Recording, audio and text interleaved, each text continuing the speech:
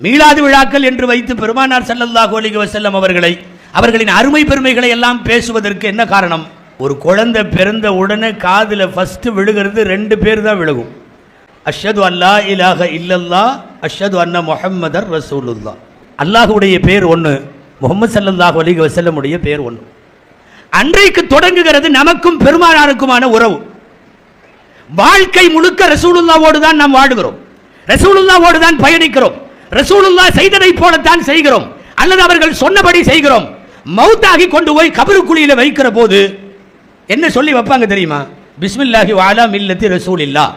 கீழே வைக்கிறப்ப கபூர்ல இறங்குறவங்க ஜனாசாவை வாங்கி வைக்கிற போது அந்த வாசகம் தான் சொல்லி வைப்பார்கள்.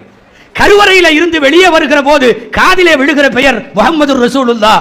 மீண்டும் ஒரு கர்ப்பக்கிரகமான கபிரிஸ்தானுக்குள்ளே போய் உள்ளே அடங்குகிற போது கேள்விப்படுகிற பெயரும் நம் காதிலே விழுகிற பெயரும் முஹம்மது ரசூலுல்லாஹ்.